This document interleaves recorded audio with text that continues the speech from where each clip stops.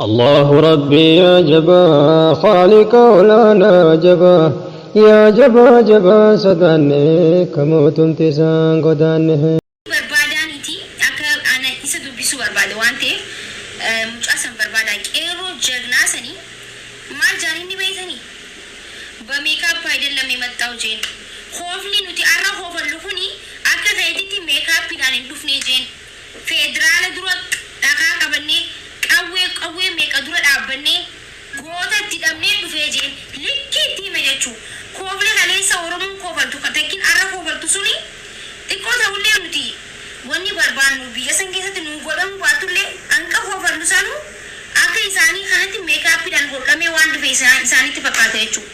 Dhugaa mucaan suni hedduu akka naatamachee jiran. Ani naatamachee jira bakka ani alaaqam naatamachee jira. Qeerroo jabaa akkasii nama jabaa dhugaa dhiira akkasii dhiira jabaa dhiira kutannoo yoo haasoites haasoo toltu sani malee akkasii isaattuu ana waliin maash godhaa jechuudha.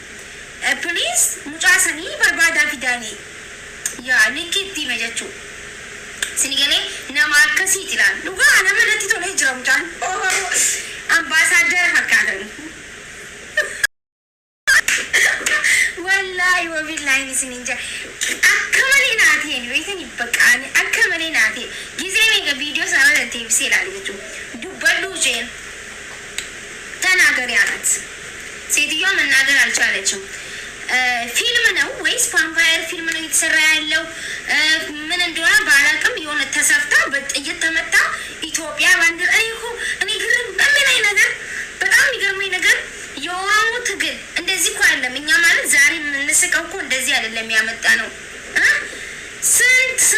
ስንት የኦሮሞ ህዝብ አልቆ ስንት ጀግኖቻችን ስንት የኛ ልጆች ስንት ጀግና አንበሳ እኮ አልቆ ነው እኮ ምንም በእጅ ባዶ ኦሮሞ እኮ በእጅ ባዶ ነው ጥይትም ሆነ የፈለገ ፊት ለፊት ቆሞ የሚናገረው ማሽ እንደናንተ ተሰፍቶ ነው እኔ እኮ ይገርመኛል ወይስ እዛ ቢቢሲ መጥቶ ነው የአሜሪካ ወይ የውጭ ሀገር የሆነ ኢንተርቪው የሚያደርግ ሰው መጥቶ ነው ምንድነው አልገባኝም እኮ እኔ በዚህ ጋር እንዴ ከተመታ በስልኩሉ ተመታ አትሄድም ሂዳማንጅ አመርሰን ሰኑ በረጌፈ ዳማ ሰገሌ ዳጃኒ ደገኒ ዲሴቱ ሜራብ ጀዲቲ አነሪ ጋር ጊስ ተከተከ ጋር ገስ ኦሮሞ ዱምቱሰን ኤሰ ቱረንጀቹ ያ ሁላ ኦሮሞ ህዝብ ሲያርቅ አብይ የኛ ጌታ አብይ የኛም እናንተ አይደለ ዲስ ከዚህ ሚዲያ ላይ መያዝና ማስቀመጥ ያቃተን እንዴ ትላንትና አብይ የኛ ንጉስ እያላችሁ አብይ የኛ ነብይ እያላችሁ ዛሬ ምንድነው ተሰፍተሽ የምትሄጂው ነው አይ ምንድነው ያ ቤሎ ለብሰሽ ተሰፍተሽ የምትሄጂው ነው እንዴ ኦሮሞ በሚስቅበት አቦ ጭንቅ አንችልም እኛ ምንድነው እኮ ግረምኝ እኮ ትላንትና የኛ ነብይ ስትያም ነበር እንዴ ትላንት ሲጨበጨብለት አልነበር እንዴ ዛሬ ምንድነው ታዲያ አባችሁን ተሰፍታችሁ በዚህ ጋር ጥይቱ እንዴ ምን ነው ጥይቱ ልብሽ ላይ ባረክሽው ግንባርሽ ላይ ገሚዮን እዚህ ልብሽ እዚህ ጡትሽ ማከል ላይ ቢበሳ ጥሩ ነበር ቄሮም በስተክክል ሰላም እንዲልሽ ማለት ነው ወይኔ አይበር በራነ ወላሂ ነምኮ ጓድ በችላል እንዴ እዚህ ጭንቅላትሽ ማለት በዛ መላጣ ላይ እኔ እኮ ግርም ይል በዛ መላጣ ላይ በዛ ራስ መላጣ ላይ ቂቤ እንኳን ቢቀመጥበት መላጣ ይሄ መላጣ ላይ ግንባርሽን ተበስተሽ ከምትሄጂ ምንድነው እዚህ ደረትሽ አካባቢ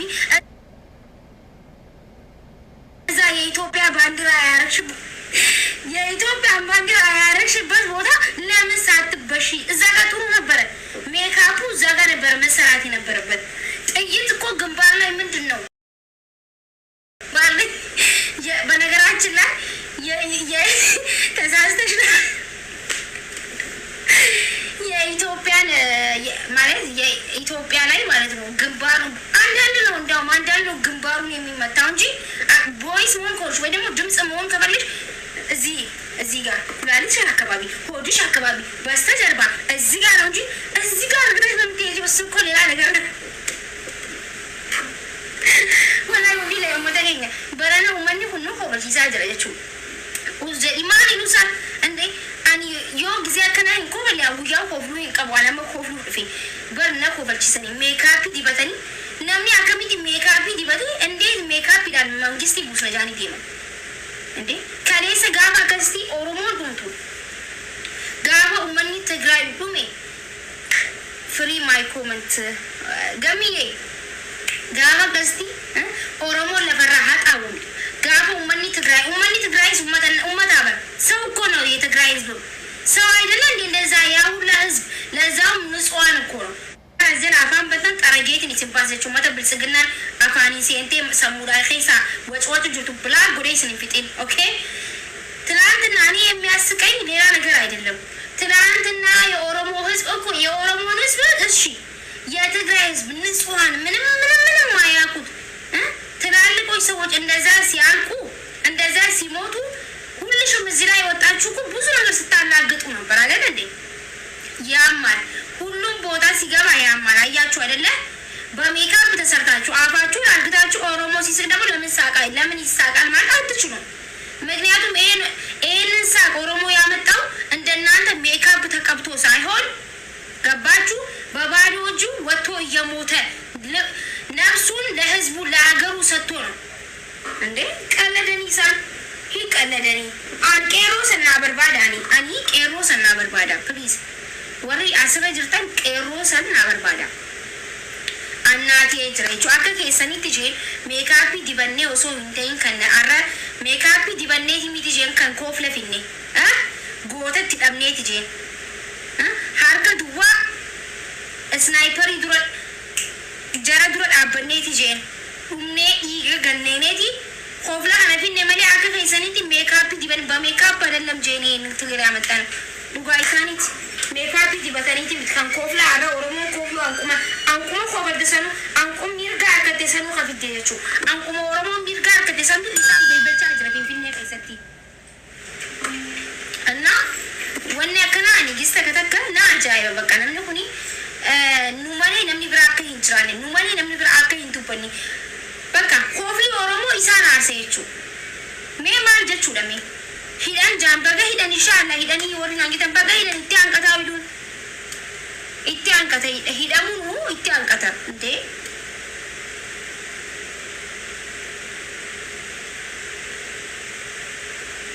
ሙጫን ኤኝ መቃኔኝ ጫማሪ ቲምቤካን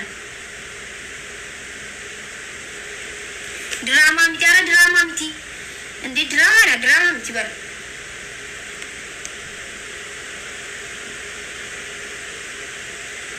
ድራማ ሙጫን ኤኝ መቃን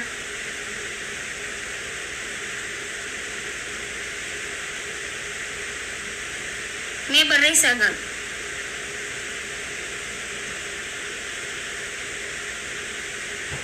एन मकान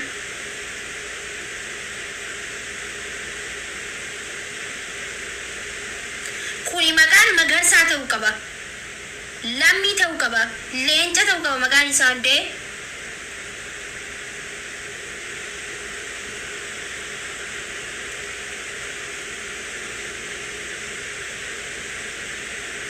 obsaada maqaan obsaada maqaan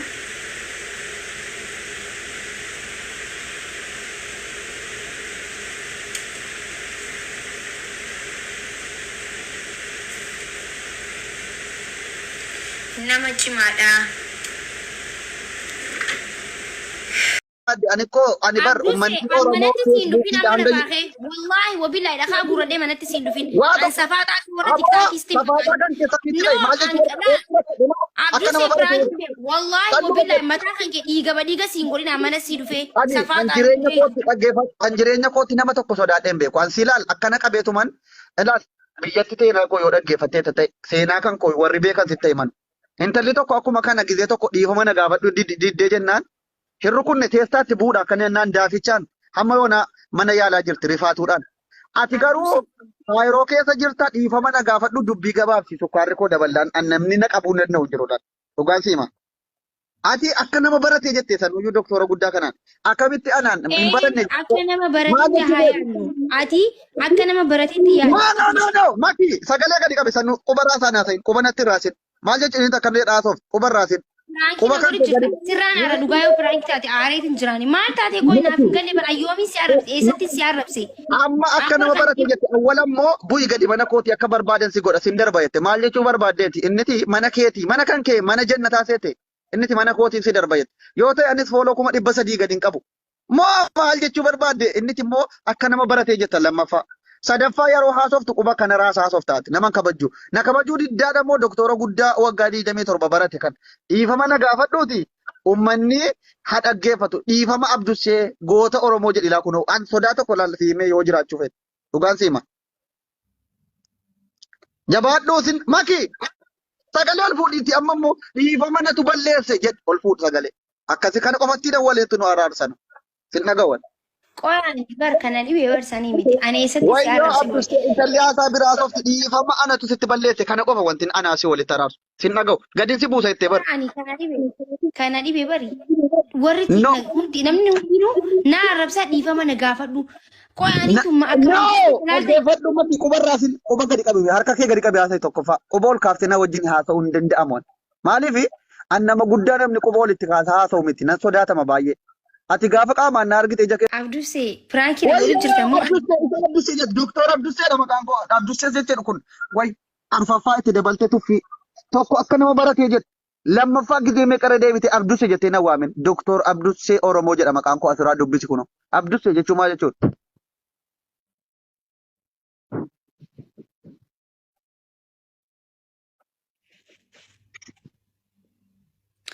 okay ayyee mana kiyyaarraa narraa gabbuuta dhiifama waliin. Jaarsummaa dubbatee waan ati balleessite itti nima dhiifama si gaafachiisa. Dasii ol gati. Dasii yoo jiraatte lakkoofsa tokko naa barreessi. Dhageeffadhu du'eetiin gubadhee sagal gubadhe malee dhiifama sin gaafadhu. Maki tokkoffaa irratti an eeggadala gaafa eeggadda adabbiidhaaf dhaggeeffadhaan akkan kabaja namaa qabu gaafa adabbii sooma keessa birrii 1000 kana kan sarsiiftullee ansi sodaadhee otoo hin taane kabaja ummanni adabbii natti mureeffan si adabbii koo fudheesii jedhe. Ammaati Abdushee dhiifama gaafadhuu siin jedhe afaan Oromootti laa kun irra deebi'a iqirtaa xayyiqi yoommoo afaan Oromoon beeksisa. Eenyu Abdusheen kan hin dhiifama gaafadhuuf? Dhaggeeffadhaa warri koomenti Ingiliffaan dhiifama gaafadhu jechuu qofa naa barreessaa. Tell sorry. Say sorry, Dr. Abdushee. Say Ingiliffaanis. Say sorry. I am doctor. Say sorry, Dr. Abdushee. I'm really sorry. Kana jetta Ingiliffaan. Oromiffa yoon beektu ta'e Abdushee dhiifama jechuudha afaan Oromootiin. Ana sitti balleesse. Anatu yu dogongore. Kana laal walitti nu araarsuu danda'u. Ingiliffaan say sorry, I'm really sorry. Kana wanti sirraa fedhu. Kana yoo dhugumaan nagaa barbaadde doktor jedhe Abdushee kana booda akkasitti waamamuun fedhu. Jabaadhu. Ani jireenya kiyya keessatti waan hin balleessin. Addunyaa fi qolee jallisee na sayin alaa tokko seeraan taa'aa ta'e qolee kana godhin iddee tokko taa'aa Saanii miti. iddee tokko taa'aa ta'e Amma nagaa hin jiru. miti maaliif qolee lallaaf taate raafoo qolee kana jedhin iddee tokko taa'ee haa ta'e. Shugguxii ani shugguxii dabar gatiin intini ta'e bakka tokko na kabajuu diddamu shugguxiidhaanis yoo shugguxii ta'e qolee raasaa hin haasa'in. Qolee natti naan raasin quba raasaa naan hin haasa'in akka intin jedhetti. Ani badiin kiyya waan hin beekneef sin arrabsine waan ta'eef ani dhiifama sababan si gaafadhu. Badiin kee tokkoffaan akka nama barateetti jettee na arrositi. Ani nama Oromoon kabajee doktor kana ifa naa godhi tokkoffaa. Akka nama barate maaf naan jette. Tokkoffaa irratti. Jabaadhu. Kana naa himi lammaffaa maal jechuuf quba natti raafta yeroo haasofte ilaa akkana jette ilaa akkana jette. Maal jechuun sodaachisaadha moo maal jechuudha kun? Jabaadhu. Maki callistee na laaliin ka dubbadhu ree? Wuy akkam quba walirra keessee teessee na laal. Dubbadhuuti waan akka nama barate naan jette. Na ajaa'iba. Ishee bakka mana kam jirtaati? Naannoo kam jirta? Shaaran Nuuraddiin jirta moo naannoo jirtu naa himi ayyee? Mee naannoo jirtu naa hima amma ani koo halkan himi? Hayyoon sa'atiin manatti jirtu dhufuu dhiise Abdushee mite tuu asiin arraaba. Mee eessa jirtaa? Fooqii meeqa faara jirta? Bakka jirtu naa himi. Kana ofitti waliin nu galcha. Kana qofan si himan. Bakka jirtu naayim. Naayim. Amma kan ammanatti sodaattee haasa'uudha dhabdu sila akkamitti jettee qubannatti raaftee bakka jirtutti minaamin maal jechuu feet? Amma gaabbiteetti Oromoo dhiifama godhuu fi na sodaattee kunoo quba nyaataa jirti daafteettidha. Amma akkanatti daafuun kee gaarii. Nama garaan laafa akka Oromoo ilmoo. No. Akka nama ilma Oromoo tokkooti gaafati daaftee akkana garaan. No. Obsi daangaa dabaluu qaba hajii Oromoon. Ati anarratti akka jirtu. Maal gochuuf laata? Miti diyaasboraa tokko ol galfattee fayyinatti dhaaddataa turte bar. Amriilii minaamin maal jechuudha qoy. Intalli amma sira si bira turte sun Ingiliffaa softee na arrabsite tokkoffaa mana keetti na arrabsite.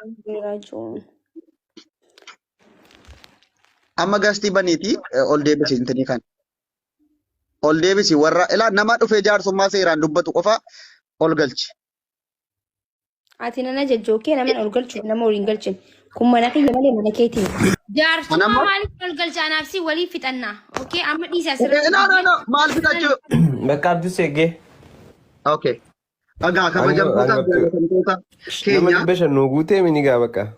Egaa kabajamtootaaf jaalatamtoota keenya doktorri keessan ammuma ajandaa uumee kennan. Nama 100 irraa nama 539 fiduu isaatti meemee harka rukutaa dhugaa dubbachuuf. በጣም አክተር ነኝ እንዴት አንበሳ ኖ አብዱሴ ትወናን እሺ እንዴት በነገሩ ነው መጥበጥ ቆራ ነው መጥበጥ ቢላ አለይክ ወላሂ ይችላልው ናሩኩታ አርከ ዱጋ እኔ በጣም ከባድ ሰው ነኝ ነመ ዲበራ ደቂቃ ከሰ ነመ ዲበሻን ፊዱን ቀበደን ፊዴ ነው አይ ኡመኒ ኬኛ ኩንሞ እዴ ግርግር ጃላታ ወረብ አብዱሴን ፕራንኪ ረት አም ሪሊ warri pirankii ta'uu wallaaltanii hanga dhugaa fakkaatutti shakkitan. No, maakinuu hedduu ta'uu ta'e bara.